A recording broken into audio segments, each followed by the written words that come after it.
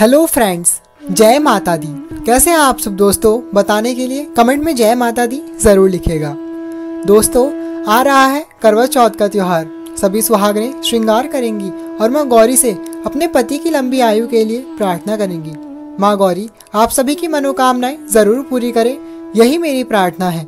दोस्तों, आज हम जानेंगे करवा चौथ व्रत की विधि।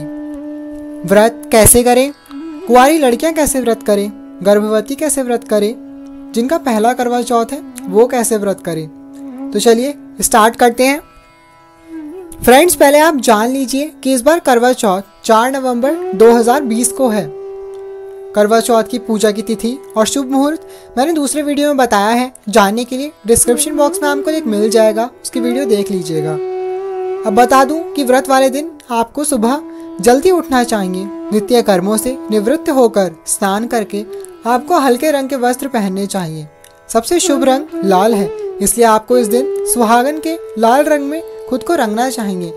वरना आप हरे, पीले, नारंगी, आसमानी, गुलाबी इत्यादि हल्के रंग के वस्त्र पहन के 16 श्रृंगार करें।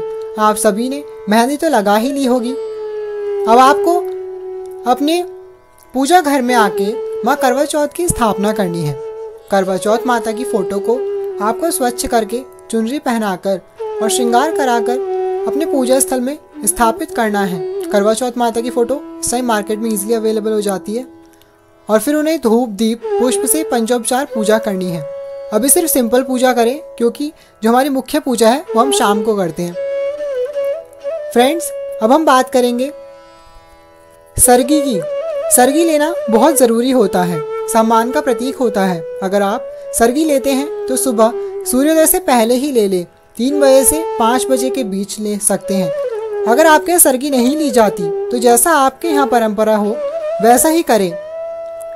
अगर आपकी सासू माँ आपसे दूर रहती हैं या नहीं है तो आपको बिना सरगी के ही व्रत रखना चाहिए, क्योंकि सरगी अक्सर सासू माँ ही प्रिपेयर करके बहू को देती हैं। फिर आपको अपने पूजा स्थल में व्रत का संकल्प करना चाहिए। अपने हाथ में थोड़ा जल, पुष्प, अक्षत और थोड़ी दक्षिणा ले लीजिए। फिर संकल्प बोले कि हे माँ करवा चौथ, मैं आज आपके करवा चौथ व्रत का संकल्प करती या करता हूँ। आप इसके प्रभाव से मेरे जीवन साथी की लंबी आयु प्रदान करें और मुझे अखंड सौभाग्यवती होने का आशीर्वाद प्रदान करें। दोस्तों, आजकल ट्रेंड बदल चुका है। आजकल पुरुष भी ये व्रत करते हैं और करना भी चाहिए। आजकल सब बराबर होते जा रहे हैं। पुरुषों के भी अपनी पत्नी के प्रति बराबर उत्तरदायित्व है। पुरुष भी इस व्रत को कर सकते हैं, कोई मनाही नहीं है। शास्त्रों में इसका भी वर्णन है। दोस्तों, अगर आप वर्किंग हैं, अगर आप बीमार हैं, तो आप ये व्रत फलाहार भी कर सकते हैं। वैसे तो ये व्रत निर्जला होता है, जल भी नहीं पीते, पर अगर आपकी दवाई वगैरह चल रही है किसी मर्ज की तो उसे ना छोड़ें। गर्भवती महिलाएं डॉक्टर से सलाह करके ही व्रत करें और ध्यान रहे कि आपके बेबी की हेल्थ ज़्यादा इम्पॉर्टेंट है। करवा चौथ तो हर साल आता है, इससे बिल्कुल भी कॉम्प्रोमाइज़ ना करें। अगर डॉक्टर आपको अलाउ करते हैं तो आप उस हिसाब से व्रत रखिए। आप फलाहार भी कर सकती हैं और शाम को भोजन करने का व्रत भी कर सकती हैं। और माता रानी तो सब जानती ही हैं, इसलिए मूर्खता ना करें। बहुत ही समझदारी के साथ आप किसी से परामर्श लेकर के ही व्रत करें। अगर डॉक्टर मना करते हैं तो व्रत ना करें। अब आपको बता दूं कि अगर आप पीरियड्स में हैं तो भी आपको ये व्रत कर सकते हैं। बस ध्यान रहे कि आपको पूजा अपने हाथ से नहीं करनी है। व्रत का संकल्प करके व्रत रखें। अगर आप कुंवारे हैं तो आप ये व्रत मनोवांछित जीवन साथी के लिए भी कर सकते हैं। संकल्प में बोले कि माता, इस व्रत के प्रभाव से हमें मनोवांछित जीवन साथी मिले। फ्रेंड्स, इस तरह संकल्प करने के बाद आपको दिन भर व्रत करना चाहिए और जब शाम को पूजा का समय हो तब आपको 16 श्रृंगार करके ही पूजा करनी चाहिए। दोस्तों, बहुत से लोग बातें बनाते हैं कि पूजा करने जा रहे हो, कहाँ जा रहे हो सज धज के, पर आपको बता दूं कि 16 श्रृंगार करने से सुहागन स्त्रियों की पूजा की शक्ति और भी बढ़ जाती है। इसलिए ये शास्त्र सम्मत भी है कि सुहागन स्त्रियों को सजैव सज धज कर ही 16 श्रृंगार में पूजा करनी चाहिए। फिर आपको जब शाम हो जाएगी तो आपको भोजन तैयार करना है। भोजन एकदम सात्विक होना चाहिए, उसमें लहसुन प्याज ना डालें, बिकॉज ये वाला भोजन हम माता को भोग लगाएंगे और आप अपनी सासू माँ के लिए बायना भी निकालेंगे इसमें से।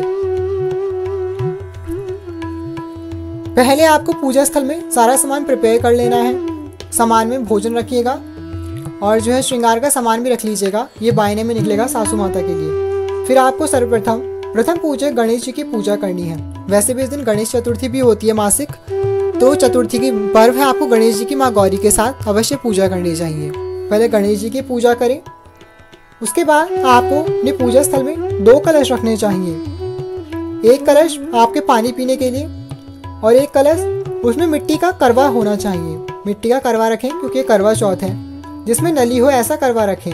उस करवे को अच्छे से सजा लें, चावल पीस के उस पर मंगल चिन्ह बना सकते हैं या रोली सिंदूर से स्वास्तिक इत्यादि बनाएं। फिर उसमें कलावा या मौली की गले पर लपेट दें। फिर उसमें जल भर के उसे एक सिकोरे से ढक दें और उस सिकोरे पर कुछ अक्षत यानी बिना टूटे हुए चावल, दुर्वा घास रखें और उसके ऊपर एक मिट्टी का दीपक जलाकर रख दीजिए। इस तरह कलश स्थापित करके आपको फिर माता रानी का पंचोपचार पूजन करना है। करवा चौथ माता की स्थापना जो हमने सुबह करी थी, अब उनकी पूजा के लिए आपको उन्हें सिंदूर, रोली, चंदन, हल्दी इत्यादि से उन्हें तिलक करें।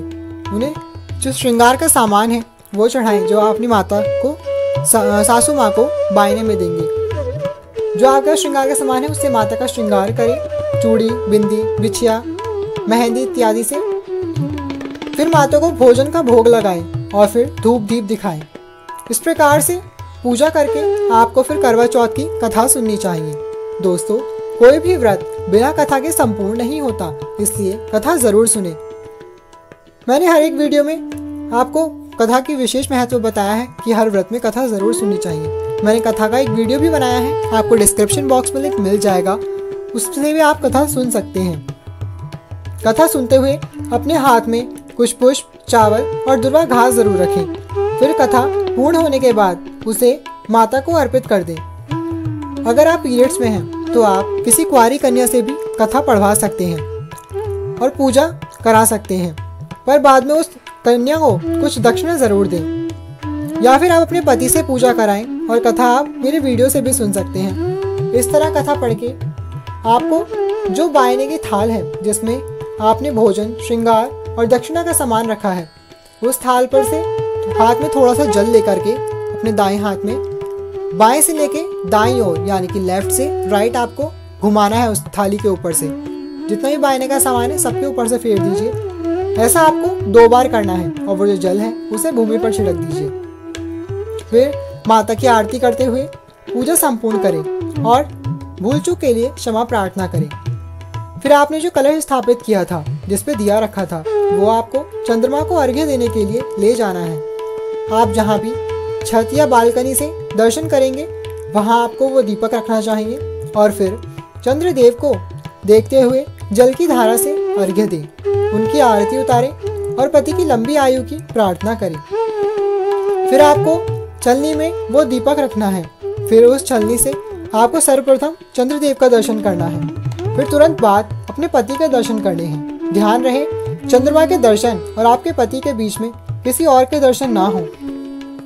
जो कुंवारी कन्याएं हैं वो चंद्रमा की दर्शन ना करें, वो बल्कि तारों के दर्शन करके, तारों को अर्घ्य दे करके अपना व्रत खोले। बिकॉज जब तक तारों की छाव से उनकी पालकी नहीं उठती तब तक उनके लिए चंद्र दर्शन का विधान नहीं आता है। दोस्तों, फिर आपको अपने पति देव के चरण स्पर्श करके उनसे आशीर्वाद लेना चाहिए। अगर आपके पति बाहर रहते हैं तो आप अपने हस्बैंड की फोटो भी देख सकते हैं या फिर चंद्रमा के बाद मन ही मन उनका स्मरण करें। दोस्तों, हमारे सनातन धर्म में पति को परमेश्वर माना जाता है, इसलिए उनका आशीर्वाद जरूर लें। आपको अपने पति को कभी भी अपमान नहीं करना चाहिए, न लड़ाई झगड़े करें। कम से कम एक दिन तो उनका सम्मान जरूर करें। आज के दिन आपका अगर कोई झगड़ा हुआ है तो उनसे क्षमा मांगकर त्योहार को खुशी खुशी मनाएं। दोस्तों, त्योहार इसीलिए आते हैं कि हम अपने रिश्तों को सुधार सके, रिश्तों की कड़वाहट दूर करके उनमें मिठास भर सके। अगर आप ऐसे नहीं कर सकते तो प्लीज ऐसे त्योहार मनाने का कोई लाभ नहीं है। माता रानी के लिए इतना तो कर ही सकते हैं कि अपने रिश्तों को सुधार लीजिए। फिर आपको अपने पति के हाथ से जल पीकर अपना व्रत खोलना चाहिए। जो दूसरा कलश रखा था हमने पूजा में, उसी से आप जल पीकर अपना व्रत खोलिएगा। फिर आपको जो बायने की थाल थी जिसमें आपने श्रृंगार का सामान और भोजन रखा था, वो अपनी सासू माँ के पैर छूकर उनसे आशीर्वाद लें पहले। फिर उसके बाद अपनी सासू माँ को वो थाली भेंट करें। अगर आपकी सासू माँ आपके पास नहीं है या फिर नहीं है तो आप किसी भी बड़ी उम्र की महिला को जो आपसे बड़ी हो उन्हें बायना दे सकते हैं या फिर किसी ब्राह्मण को दे दीजिए। सभी लोगों की अलग अलग कंडीशंस हैं, इसलिए अगर ये भी नहीं पॉसिबल होता तो गौ माता को दे दीजिए। जो भोजन है और जो श्रृंगार है वो माता रानी के मंदिर में चढ़ाइए, लेकिन उसे खुद यूज़ ना करें क्योंकि वो बायने का है। इस तरह से करते हुए आपका व्रत पूर्ण होता है। फिर सबको भोजन कराकर आप भोजन करें। आप सबसे ज़रूरी चीज़ आपको बता दूं कि व्रत में कुछ काम है जिन्हें करने से व्रत का कोई फल नहीं मिलता। जैसे कि इस दिन आपको नाखून इत्यादि नहीं काटने चाहिए, बाल भी नहीं काटने चाहिए। अगर आपको पार्लर आदि जाना होता है तो आप एक दिन पहले ही जाएं। दोस्तों, बहुत से लोग इसे पति पत्नी के प्यार का दिन बता के व्यर्थ ही कर देते हैं, लेकिन आपको बता दूं, सावधान रहिए। इस दिन आपको पूर्ण ब्रह्मचर्य का पालन करना चाहिए। आपको बता दूं कि इस दिन आपको संग नहीं करना चाहिए, वरना देवी आपसे रुष्ट हो जाएंगी और आपको उनके कोप का भाजन बनना पड़ेगा। इस दिन पूरी सात्विकता बरतें। दिन से लेकर रात तक पवित्र रहें, कोई संबंध ना बनाएं। अपने पति से हर दिन पति पत्नी के प्यार का ही दिन होता है, इसलिए एक दिन के लिए परहेज कर लीजिएगा। दोस्तों, आपको बता दूं कि व्रत तन से पहले मन का होता है, इसलिए आप तन से जो भूख प्यास सह के व्रत रख रहे हैं वो तो व्रत है ही, बाकी आपको अपने मन से किसी की चुगली, निंदा, बुराई, लड़ाई झगड़ा और क्रोध इत्यादि नहीं करना चाहिए। किसी के बारे में मन में बुरे विचार ना आने दें। अगर आपकी अपनी सासू माँ से या पति से लड़ाई झगड़ा भी हुआ है तो आज के दिन उनसे क्षमा जरूर मांगे। दोस्तों, क्षमा मांगने से कोई छोटा नहीं हो जाता।